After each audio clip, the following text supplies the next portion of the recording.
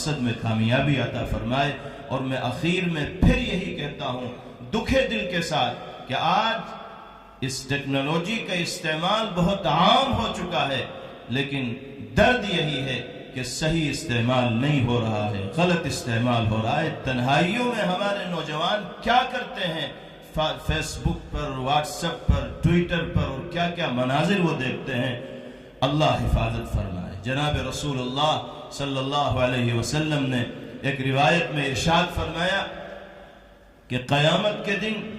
ایسے لوگوں کو لایا جائے گا جن کی نیکیاں پہاڑوں کے برابر ہوں، لیکن جب اللہ کی بارگاہ میں ان کو پیش کیا جائے گا تو ان کی نیکیوں کو ذرات کی طرح بکھیر دیا جائے گا، کوئی وزن ان کی نیکیوں میں اور اچھے اعمال میں نہیں ہوگا۔ حضرت ثوبان رضی اللہ تعالیٰ عنہ نے عرض کیا کہ یا رسول اللہ اس کی کیا وجہ ہے؟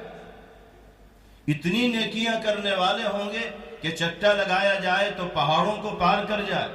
اور جب بارگاہ الہی میں پہنچیں گے تو ذروں کی طرح ان کو بکھیر دیا جائے گا، کوئی وزن نہیں ہوگا، کوئی حیثیت نہیں ہوگی، کوئی اجر نہیں ملے گا۔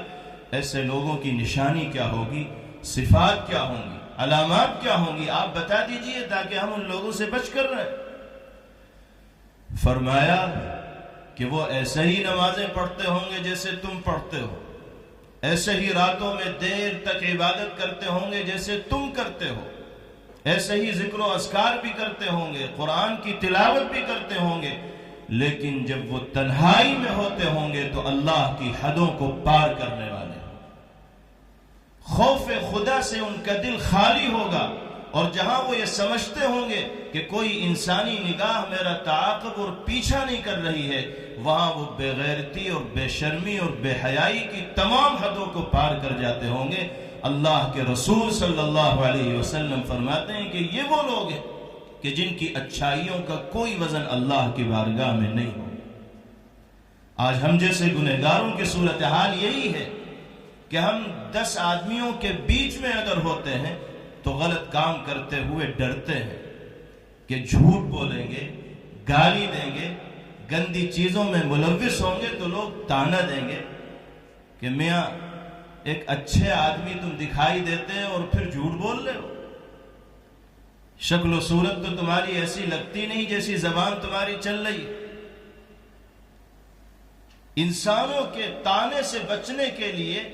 انسان اپنے آپ کو غلطیوں سے بچانے کی کوشش کرتا ہے، لیکن یہی انسان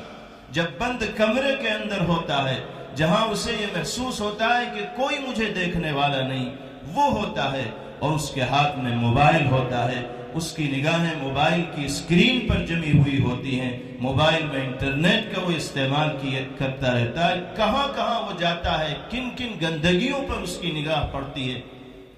تفصیل میں جانے کی ضرورت نہیں۔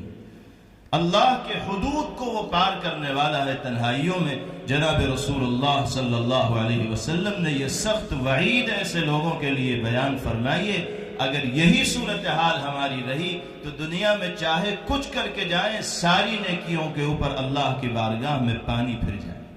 اللہ ہم سب کی حفاظت کرے،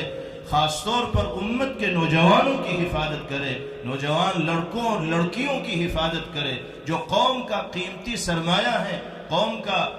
مستقبل ان کے کاندھوں کے اوپر ہے، قوم کی آنے والے زمانے میں کامیابی کا دار و مدار اللہ نے ان کے کاندھوں کے اوپر رکھا ہے، ان کو قیادت کرنی ہے، راہ دکھانی ہے۔ اگر وہ اپنے آپ کو صحیح راستے پر نہیں لائیں گے تو پھر وہ آنے والے دنوں میں ایک قوم کو صحیح راستے کی طرف لے جانے والے نہیں بن پائیں گے۔ یہ کوشش اسی بدلاؤ کو لانے کی ہے، یہ کوشش معاشرے میں اسی انقلاب اور تبدیلی کو پیدا کرنے کی ہے۔ اللہ رب العزت والجلال اس کوشش کو بارآور فرمائے، نتیجہ خیز فرمائے، اور سماج میں پنپنے والی ان برائیوں کو اللہ رب العزت والجلال جڑ سے ختم فرمائے، ایک صالح، پاکیزہ، نورانی، ایمانی اور روحانی معاشرے میں اللہ ہم سب کو زندگی گزارنے والا بنائے۔ وآخر دعوانا ان الحمد للہ رب